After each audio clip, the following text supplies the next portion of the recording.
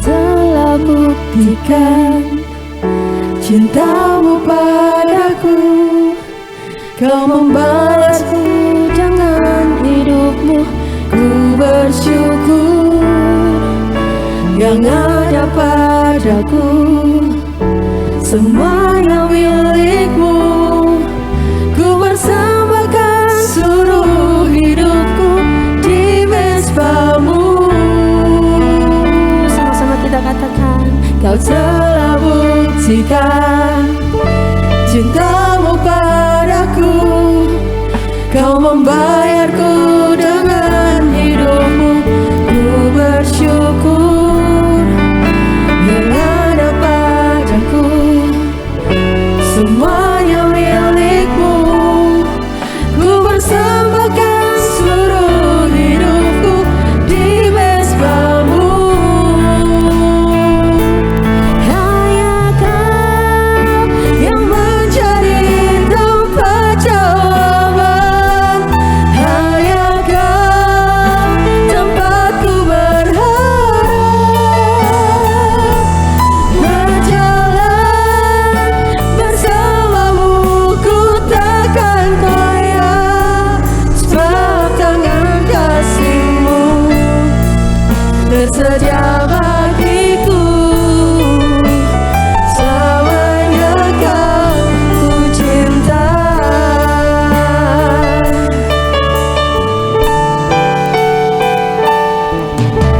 Kau telah buktikan cintamu padaku.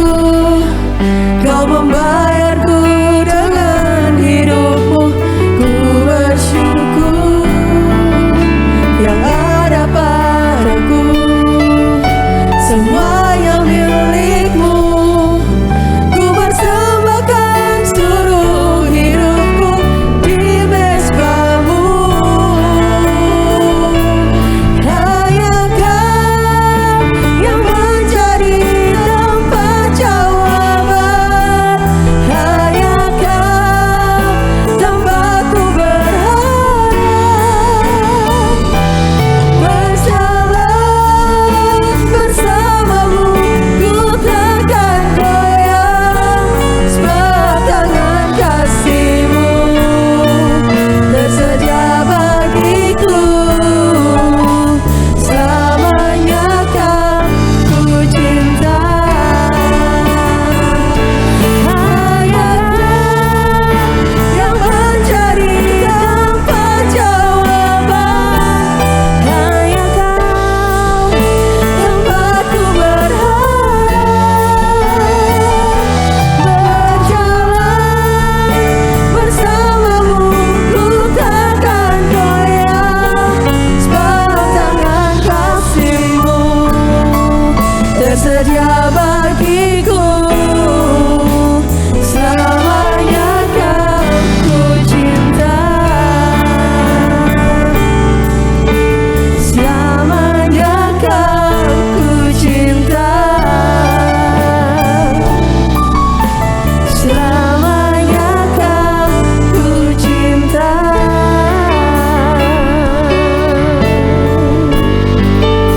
Yesus.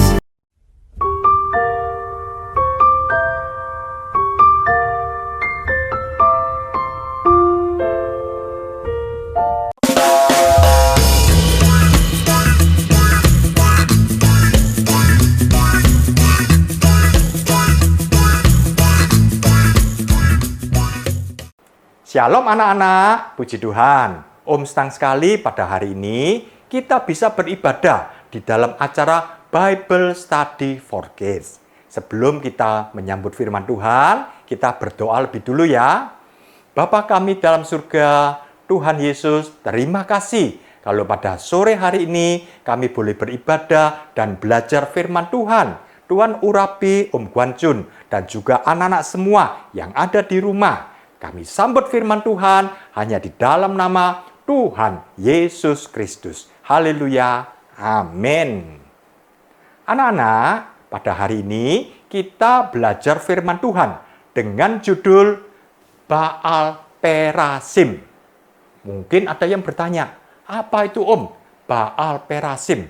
saya kok belum pernah dengar ya Baal Perasim. Anak-anak, Baal Perasim tertulis di dalam 1 Tawari pasal 14 ayat 8 sampai 17.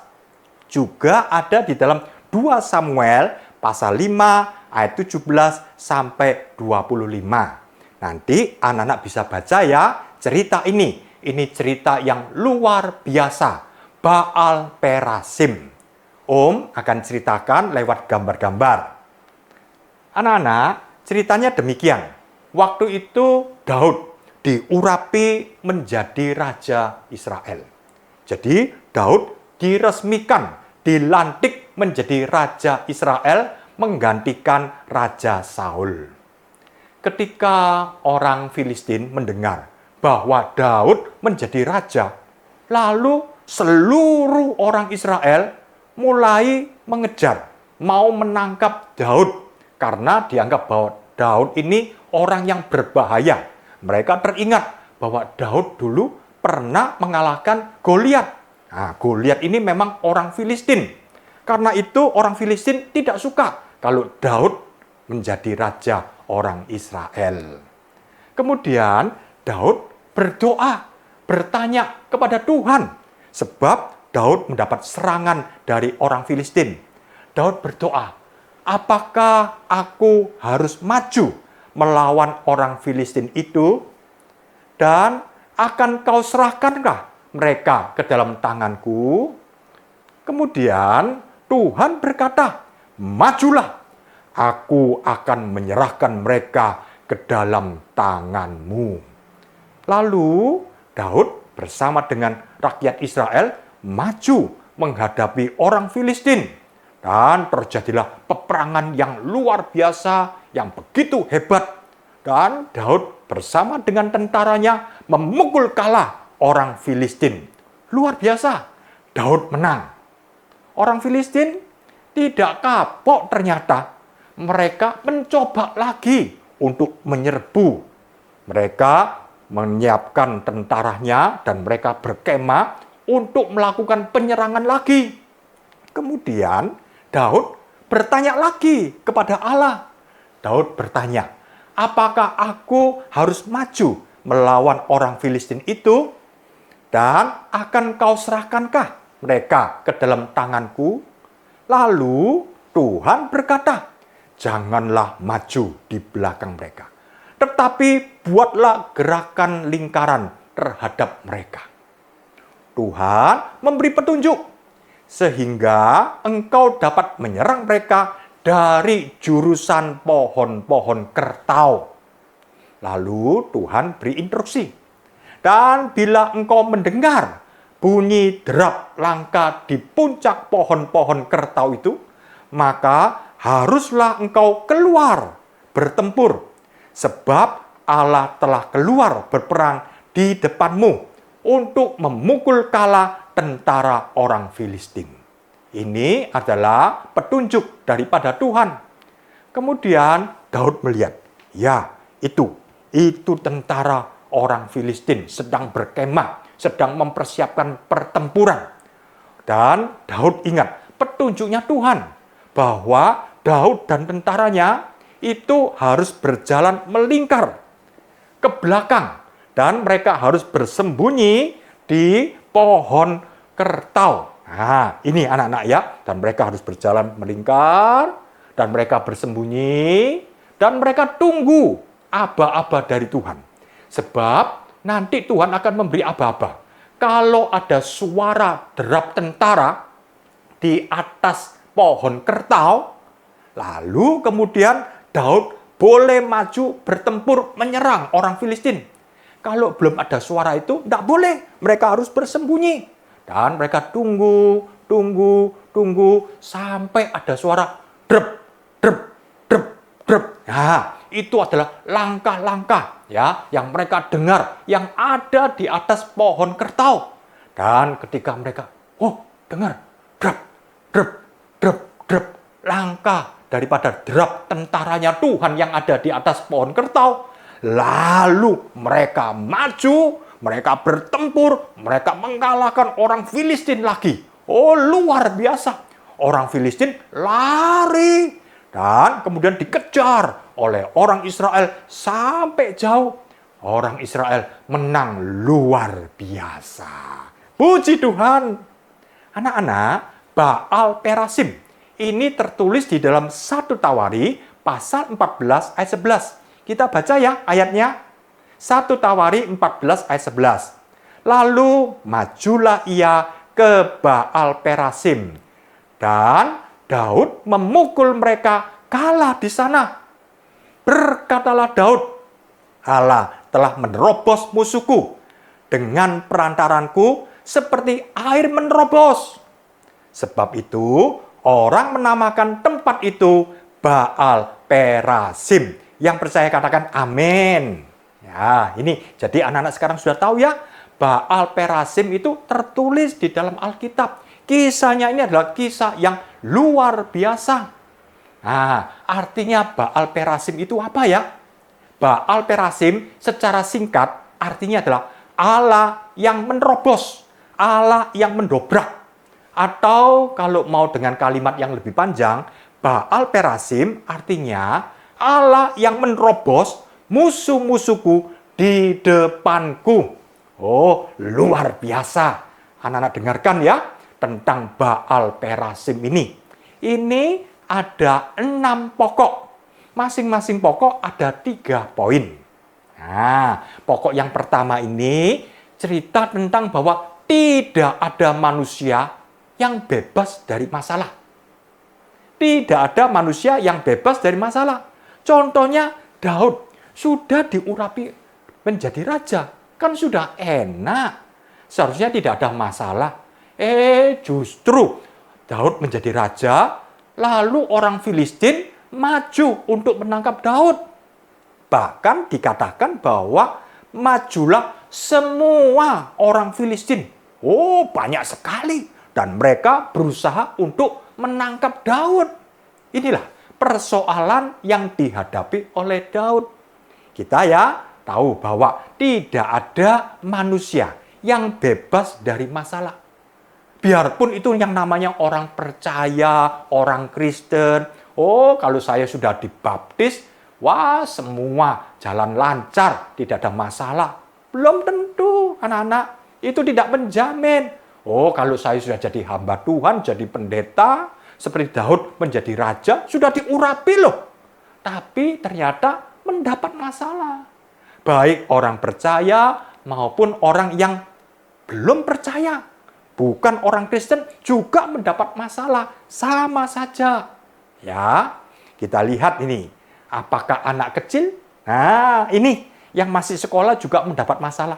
Anak-anak sebentar lagi masuk sekolah ya. Nah, anak-anak biarpun masih anak-anak, itu juga mendapatkan masalah kesukaran dalam pelajaran. Aduh, saya kok enggak bisa ya matematika. Saya kok enggak bisa ya bahasa Inggris. Nah, ini satu persoalan. Anak kecil juga orang tua sama saja. Kadang-kadang orang tua pekerjaannya sulit. Aduh, enggak ada uang untuk bayar uang sekolah. Mereka juga sedih. Inilah problem-problem yang dihadapi. Baik orang dewasa, baik anak-anak, baik orang percaya, baik bukan orang percaya. Semua manusia akan menghadapi masalah kesukaran. Anak-anak, Daud mengatakan apa? Bahwa persoalannya dia, musuh-musuhnya dia, banyak sekali. Ini lihat, bahkan firman Tuhan mengatakan musuh-musuh Daud itu lebih banyak daripada rambutnya. Ini tertulis di dalam Mazmur. Rambutnya Daud banyak enggak? Oh, banyak. Musuh-musuhnya lebih banyak lagi. Nah, ini gambarnya bagus ya, lucu ya gambarnya ya. Ternyata persoalan kita itu banyak sekali. Kita sebagai orang percaya, tinggal apakah kita mau menghadapi persoalan itu atau menghindari, takut, tidak berani. Nah, kita harus menghadapi persoalan ujian itu seperti kita kalau sekolah itu menghadapi ujian ulangan. Tidak bisa kemudian, anak-anak besok ulangan matematika. Lalu kemudian anak-anak takut, "Ma, saya enggak sekolah ya, enggak sekolah, sakit, perutnya sakit. Loh kenapa? Perutnya sakit. Tapi itu alasan, karena takut kalau sekolah ujian matematika. Waduh, takut. Oke, enggak masuk. Besoknya lagi ujian Inggris. Oh, enggak sekolah lagi, kepalaku pusing. Teman-teman yang lain ujian matematika, ujian bahasa Inggris. Tapi anak-anak, wah di rumah saja enak. Ya, alasan sakit perut, sakit kepala, enggak ujian. Akhirnya pada akhir tahun pelajaran, apa yang terjadi? Loh, tidak naik kelas karena tidak pernah ujian. Nah, demikian juga hidup kita. Hidup kita mengalami problem-problem, masalah, kesukaran, kesulitan. Ini seperti ujian untuk naik level, naik kelas. Anak-anak harus dihadapi, tidak bisa dihindari, ya. Harus kita menghadapi. Nah, kita lihat Daud ini contoh yang bagus.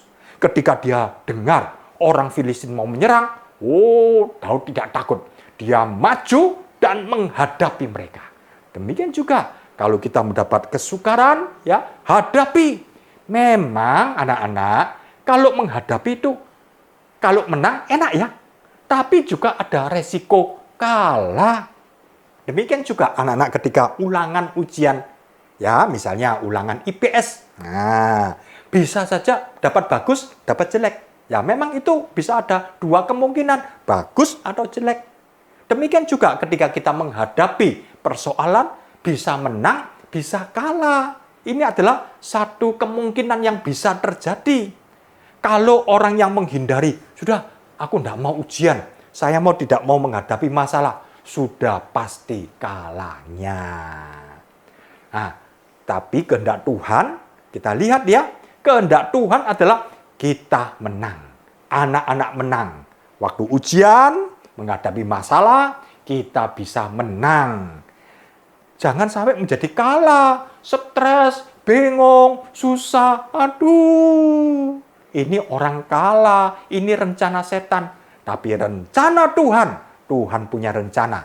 Anak-anak menang. Yang percaya katakan amin. Oleh karena itu, pastikan anak-anak ada di jalur ini. Kita adalah orang percaya Tuhan Yesus. Yes, bagus. Dan kita berani menghadapi ujian, masalah. Yes, bagus. Dan kita mengalami kemenangan demi kemenangan. Ikuti jalur ini.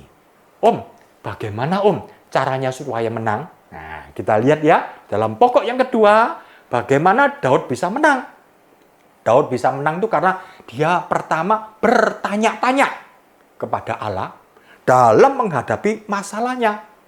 Daud bertanya-tanya. Contohnya ketika tadi, dia bertanya kepada Tuhan, apakah aku harus maju melawan orang Filistin itu? Dan akan kau serahkankah mereka ke dalam tanganku? Daud tidak langsung menghadapi orang Filistin, tapi bertanya, berdoa kepada Tuhan. Ya, ini penting, ini langkah awal kita menghadapi persoalan. Demikian juga kita, ya, kita menghadapi persoalan, kita belajar firman Tuhan. Berdoa.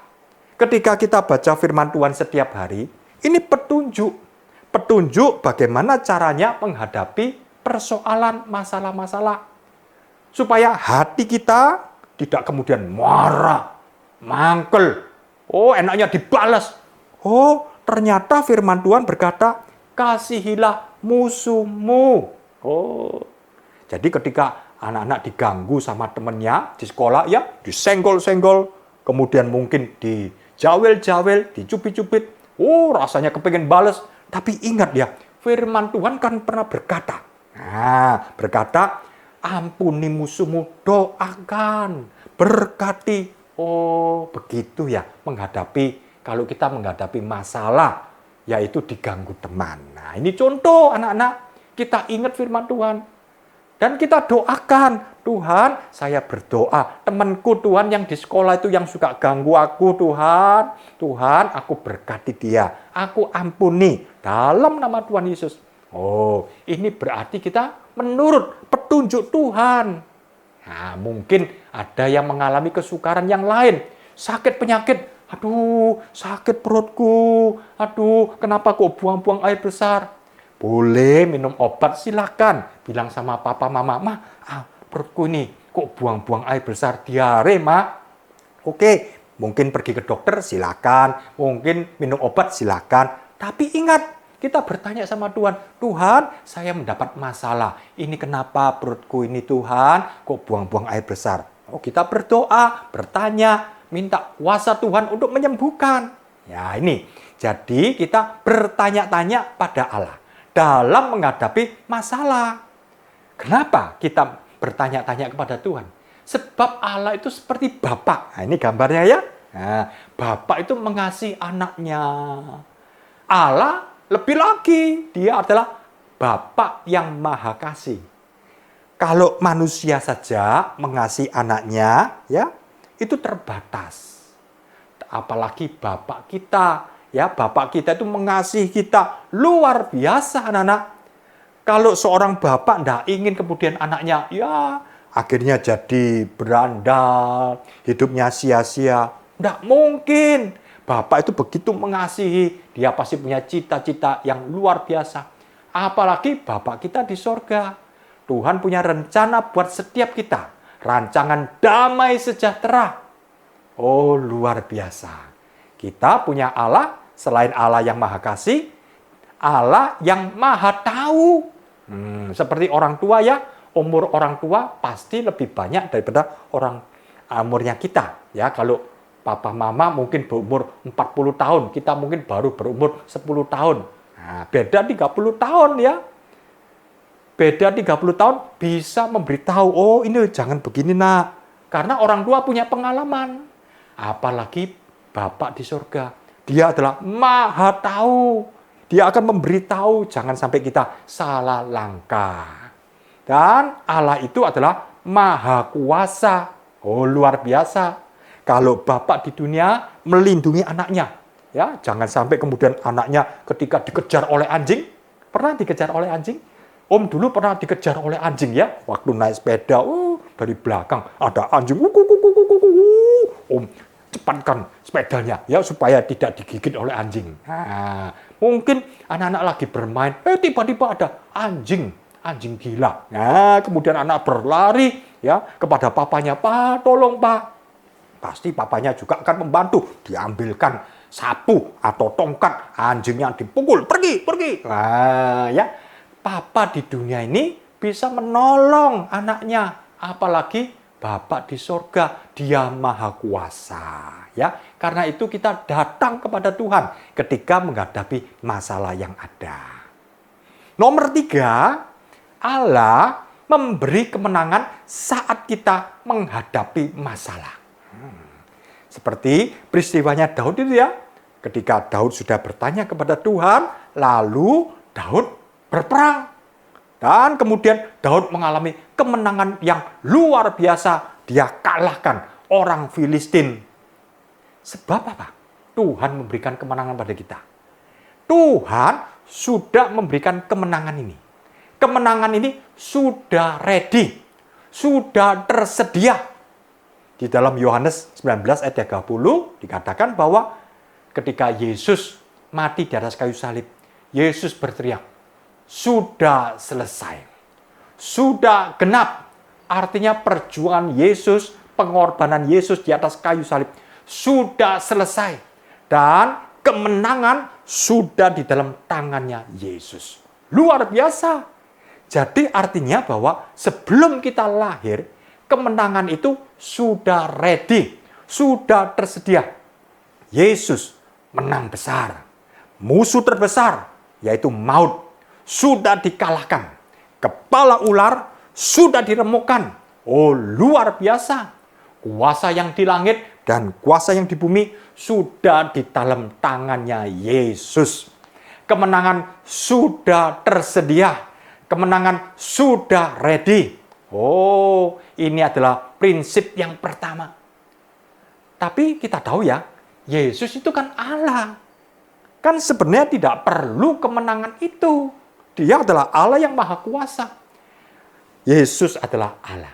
turun ke dunia dan dia menjalani hidup sebagai manusia dan dia menang sampai di atas kayu salib. Ini adalah puncak kemenangan mutlak, puncak kemenangan sempurna. Jadi sebagai Allah, Yesus tidak perlu kemenangan ini. Lalu buat apa kemenangan ini? Kemenangan itu untuk anak-anak. Kemenangan itu untuk Om. Kemenangan itu untuk kita semua. Oh, luar biasa. Di dalam 1 Korintus 15 ayat 57 dikatakan bahwa kemenangan itu untuk kita. Nanti kita baca ayatnya ya. Dan Tuhan itu membawa kita dalam jalan-jalan kemenangan. Jadi tidak pernah ditakdirkan, oh aku ini orang kalah, aku ini tidak bisa, tidak mampu. No, kita diberi kemenangan oleh Tuhan. Tuhan tidak perlu kemenangan itu justru diberikan kepada kita semua. Kita baca ya ayatnya ya, di dalam 1 Korintus 15 ayat 57 ya. Tetapi syukur kepada Allah yang telah memberikan kepada anak-anak, yang telah memberikan kepada Om, yang telah memberikan kepada kita semua kemenangan oleh Yesus Kristus, Tuhan kita. Yang percaya katakan amin. Dan anak-anak tahu, kalau kemenangan Yesus itu di atas kayu salib, bukan kemenangan kecil-kecilan, bukan anak-anak. Juga bukan kemenangan yang besar. Tapi Om percaya, kemenangan Yesus itu adalah kemenangan yang mutlak, kemenangan sempurna. Oh, luar biasa. Dan kemenangan itu diberikan buat anak-anak. Jadi, ini kemenangan untuk kita, orang-orang yang percaya kepada Tuhan Yesus. Oh, luar biasa. Sekarang bagaimana caranya menerima kemenangan itu? Kita baca di dalam 1 Yohanes 5 ayat 4. Sebab semua yang lahir dari Allah. Nah, anak-anak percaya pada Tuhan Yesus ya. Jadi kita lahir dari Allah.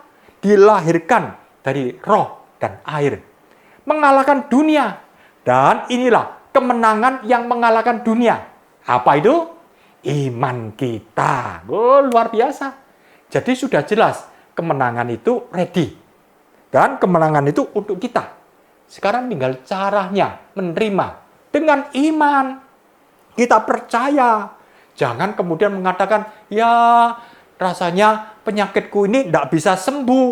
Oh, sudah belum apa-apa mengatakan penyakitku tidak bisa sembuh. Itu namanya tidak percaya. Wah, persoalanku terlalu besar. Tidak mungkin bisa selesai. Loh, ternyata belum apa-apa, sudah kalah, sudah pesimis. Anak-anak lihat, di dalam mulut kita, di dalam Matius 21 ayat 21, Om baca ya, Yesus menjawab mereka, Aku berkata kepadamu, sesungguhnya jika kamu percaya dan tidak bimbang, kamu bukan saja akan dapat berbuat apa yang kuperbuat dengan pohon ara itu. Tetapi juga jikalau kamu berkata kepada gunung ini, beranjaklah dan tercampaklah ke dalam laut, hal itu akan terjadi. Jadi mulut kita ini berkuasa. Jangan dipakai, aduh sudah tidak ada jalan keluar, aku tidak bisa, aku tidak mampu, sudah mati aku, sakit aku. Jangan kata-kata negatif anak-anak. Tapi mulut ini katakan, persoalan, dalam nama Tuhan Yesus, pergi. Dalam nama Tuhan Yesus, saya sembuh. Nah, katakan dengan iman, mulut kita ada kuasanya. Kita mengatakan dengan iman, maka itu terjadi. Seperti ayat ini, kita katakan pada gunung ini, pergi, pergi, tercampak. Mulut kita harus dijaga. Ya, dengan iman kita menerima kemenangan itu. Katakan, saya percaya Tuhan memberkati papaku. Mungkin papanya mengalami kesulitan dalam pekerjaan, dalam keuangan. Jangan katakan, aduh bangkrut ini papaku ini. Aduh papaku ini ya jadi miskin ini. Aduh sudah tidak bisa bayar uang sekolah.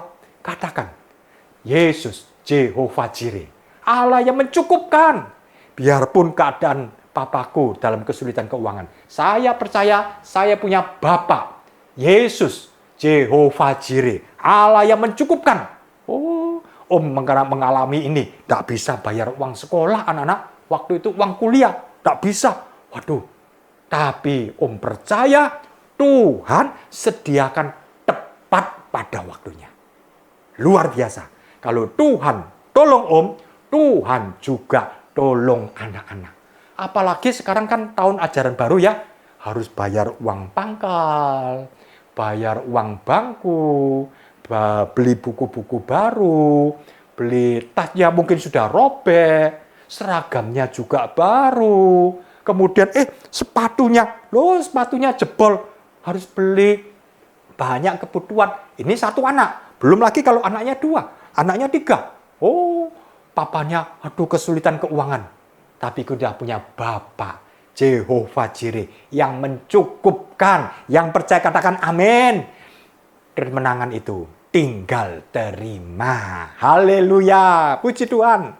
Jadi intinya adalah kemenangan itu sudah tersedia. Yang percaya katakan amin.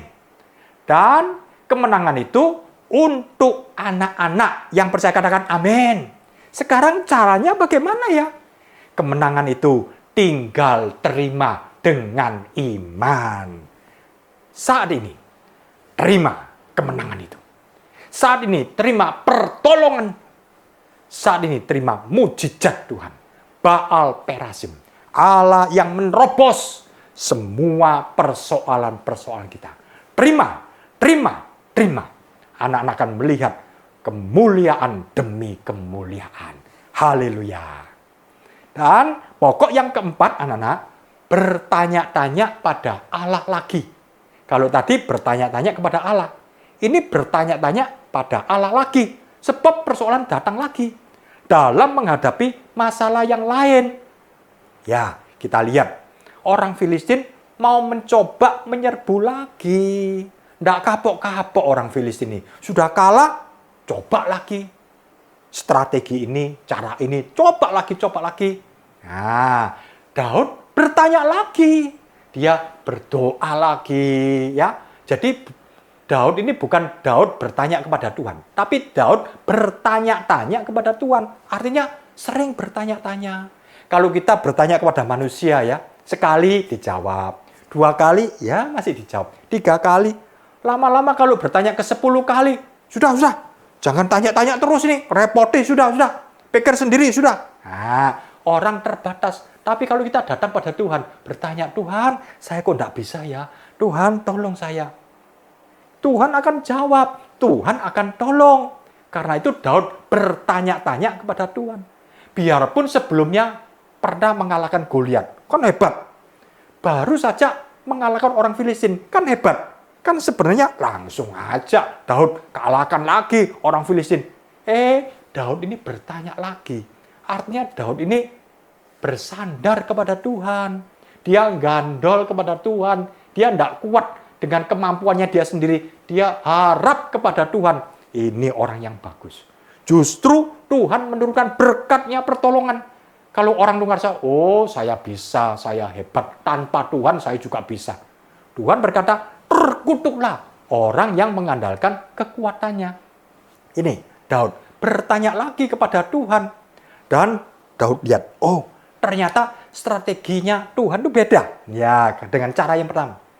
Ini disuruh berputar. Dan nanti kalau sudah bersembunyi di pohon kertau, dengar dulu langkahnya, timingnya. Kalau dengar suara derap di atas pohon kertau, nah, baru maju, baru menyerbu. Jadi, Daud lihat, itu orang Filistin. Itu ada pohon kertau. Dan dia perintahkan rakyatnya untuk berjalan berputar di belakang pohon kertau. Tunggu dulu, jangan menyerang. Tunggu dulu, jangan tergesa-gesa. Tunggu timingnya Tuhan. Nanti kalau sudah dengar, drep, maju dan menyerbu, dan akhirnya dia menang. Luar biasa. Dalam 1 Tawari 16 ayat 11 dikatakan, bertanya-tanyalah akan Tuhan dan akan kuasanya. Dan carilah hadiratnya selalu. Kalau kita berdoa, baca firman Tuhan, kita bertanya-tanya kepada Tuhan, kita berharap, bersandar kepada Tuhan. Justru ini menimbulkan kekuatan kita. Ya, justru ini kita masuk dalam hadirat Tuhan. Kalau Allah di pihak kita, siapakah lawan kita? Tidak ada. Kita menang dan selalu mengalami kemenangan.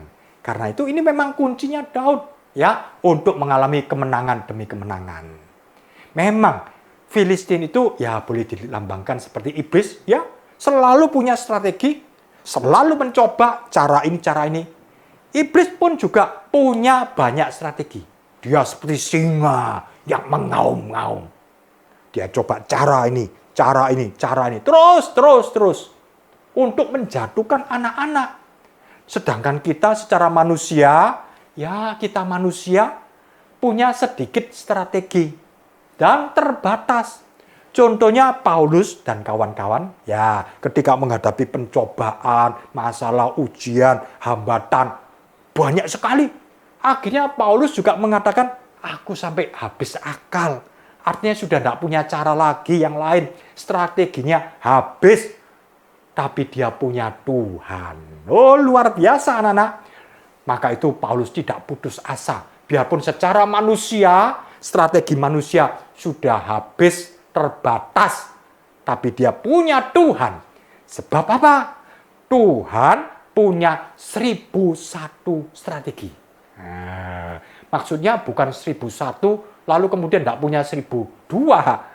Kalau iblis punya 100.000 strategi, Tuhan kurang. Bukan. Maksudnya Allah punya 1100 strategi, artinya Tuhan punya banyak strategi.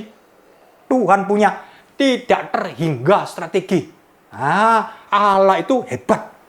Contohnya di dalam Yesaya 55 ayat 8, sebab rancanganku bukanlah rancanganmu, dan jalanku bukanlah jalanmu. Oh, luar biasa. Tuhan selalu punya jalan. Jalan buntu, Tuhan masih punya jalan. Nah, ini ayat 9-nya, sebab tingginya langit dari bumi, demikianlah tingginya jalanku dari jalanmu, dan rancanganku dari rancanganmu. Rancangan Tuhan itu tidak terduga, tidak terpikir. Hebat anak-anak, Tuhan punya 1001 strategi. Tuhan punya banyak tidak terhingga jalan-jalannya, rancangannya. Manusia kadang sudah tidak bisa jalan keluarnya, sudah jalan buntu. Tidak ada kata jalan buntu. Tuhan buka jalan luar biasa. Karena itu kita bertanya-tanya kepada Tuhan seperti Daud ini. Jadi kita lihat, iblis memang punya banyak strategi. Dan memang betul, manusia kita ini punya sedikit strategi. Tapi jangan takut, kita punya Tuhan. Dia punya tidak terhingga strategi. Yang percaya katakan amin. Luar biasa. Sekarang yang kelima, Allah memberi kemenangan lagi saat kita menghadapi masalah yang lain. Sama seperti Daud. Daud menang lagi. Dia menang, dan selalu menang. Luar biasa. Dan kemenangan ini bukan hanya sekedar menang. Orang Filistin kan lari. Karena kalah, lari. Dikejar sama tentaranya Daud. Dikejar. Sampai di kota lain, dikalahkan. Oh, Daud mengalami kemenangan yang lebih besar. Hebat. Sampai jauh, Daud mengalami kemenangan. Kita lihat ya, teman kita ya, ngatakan gini. V, artinya victory, artinya kemenangan. Allah memberikan kemenangan lagi saat kita menghadapi masalah lain. Kita akan meraih kemenangan demi kemenangan.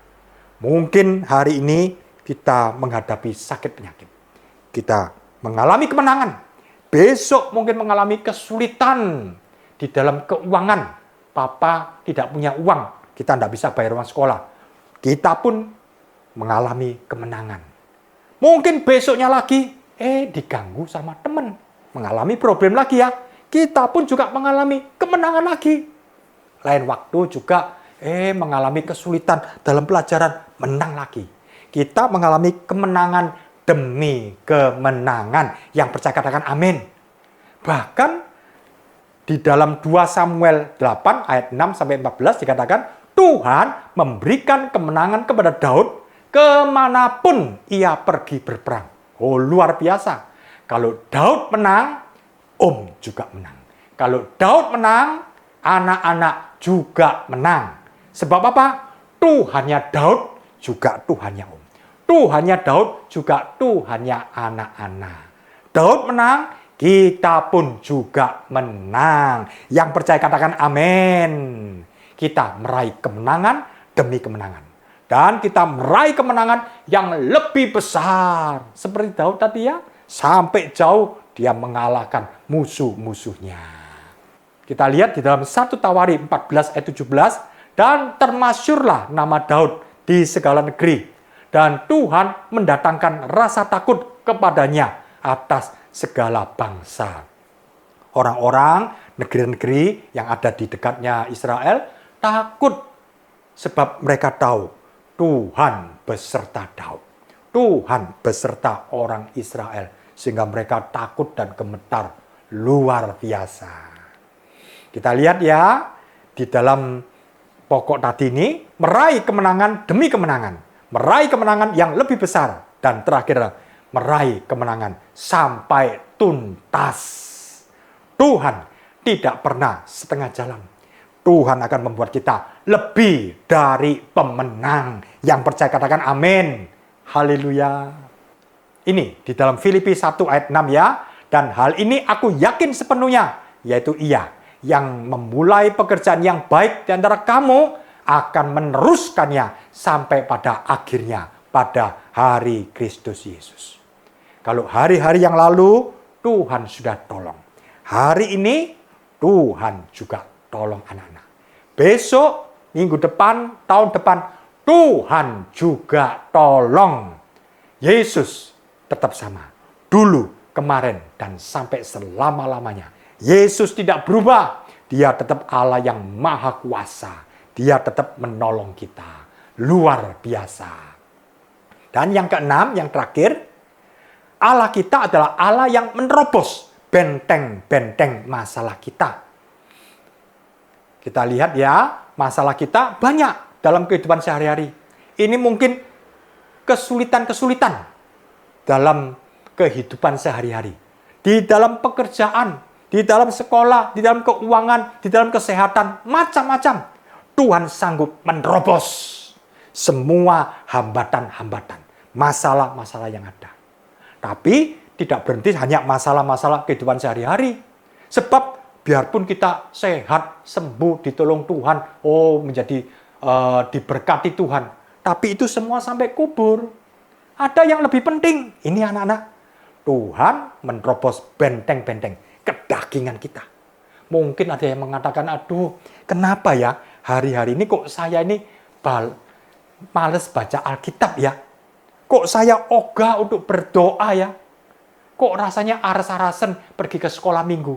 Nah, ini kedagingan kita. Menyeret untuk berbuat dosa.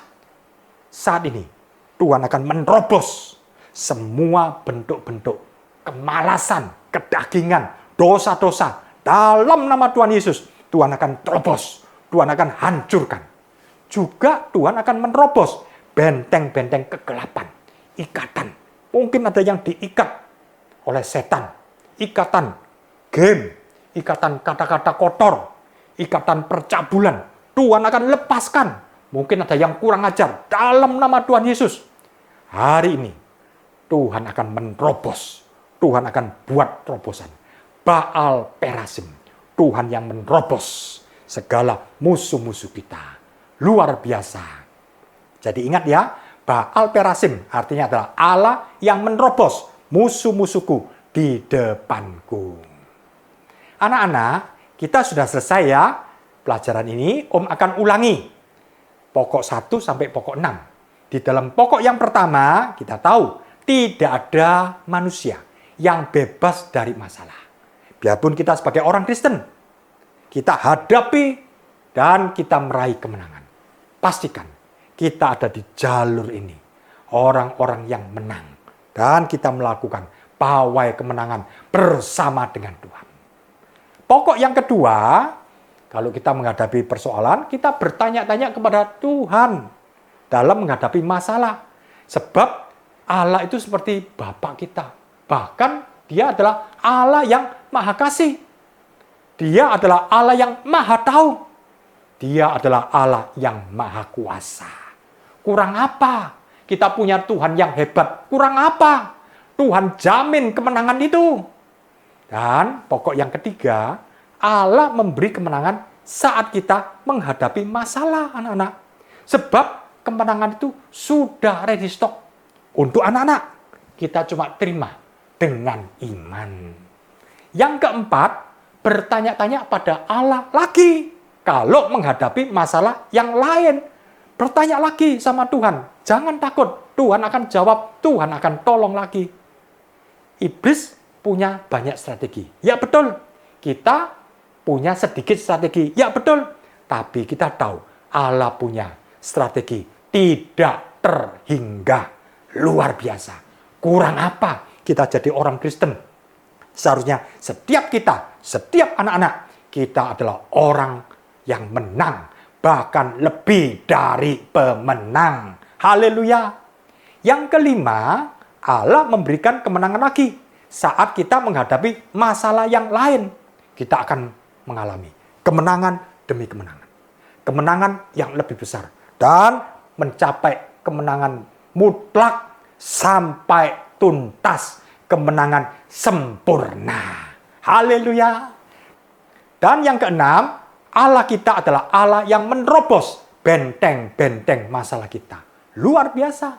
Baik itu masalah-masalah dalam kehidupan sehari-hari, baik itu juga dalam masalah kerohanian kita, ya, daging kita, ataupun juga mungkin kuasa kegelapan. Pastikan kita ada di pihak Tuhan. Roh yang di dalam kita lebih besar daripada dia yang ada di dalam dunia ini. Sebab roh Tuhan yang maha besar ada di dalam anak-anak. Luar biasa. Baal Perasim, Allah yang menerobos musuh-musuhku di depanku. Kita akan melihat kemenangan demi kemenangan. Kita akan melihat di depan hidung kita kemenangan yang lebih besar. Dan kita akan mengalami kemenangan sampai tuntas. Puji Tuhan, anak-anak, kita sudah selesai semuanya ya. Kita akan berdoa. Ayo, siapa yang mengalami kesulitan, kesukaran, taruh tanganmu di dada. Om akan berdoa. Mungkin dalam pelajaran, di dalam persoalan ekonomi, keuangan, berdoa, taruh tanganmu di dada. Mungkin ada yang jatuh bangun dalam dosa. Ayo berdoa sama-sama. Bapa kami dalam surga, Tuhan Yesus, terima kasih Tuhan. Kalau pada hari ini kami sudah belajar firman Tuhan. Kami percaya Baal Perasim, Allah yang menerobos musuh-musuhku di depanku. Kami semua akan mengalami kemenangan demi kemenangan. Kami akan mengalami kemenangan yang lebih besar. Dan kami akan mengalami kemenangan mutlak. Terima kasih Tuhan. Beberapa anak-anak-Mu yang di dalam kesulitan. Mungkin ada yang mengalami sakit penyakit. Tuhan jamah. Tuhan sembuhkan. Yesus adalah Jehovah Rafa. Allah yang menyembuhkan dalam nama Tuhan Yesus. Mungkin ada anak-anak Tuhan yang di dalam kesulitan keuangan. Tidak bisa bayar uang sekolah. Kami berdoa. Yesus adalah Jehovah Jireh. Allah yang mencukupkan. Terima kasih Tuhan. Mungkin ada anak-anak yang di dalam kerohanian yang mundur. Selama liburan ini Tuhan tidak baca Alkitab, tidak berdoa, tidak pergi ke gereja. Kami berdoa. Dalam nama Tuhan Yesus, Tuhan bangkitkan kerohanian anak-anak. Terima kasih Tuhan. Mungkin ada anak-anak yang di dalam ikatan game-game, HP, kata-kata yang kotor. Kami berdoa. Dalam nama Tuhan Yesus, Tuhan lepaskan. Hari ini, Baal Perasim. Allah yang menerobos. Allah yang menerobos musuh-musuh kami di depan kami. Terima kasih Tuhan. Kami akan mengakhiri acara ini, tapi kami percaya kami menerima berkat-Mu, firman-Mu, mujizat-Mu, kuasa-Mu, pertolongan-Mu. Terima kasih Tuhan. Sebentar kita akan akhiri, kita angkat tangan kita. Biarlah berkat dari Allah Bapa, anugerah di dalam Tuhan Yesus Kristus, persekutuan dalam Roh Kudus limpah dalam kehidupan kami semuanya mulai dari hari ini sampai Maranatha, Tuhan datang kembali. Yang percaya katakan amin. Puji Tuhan, Tuhan memberkati.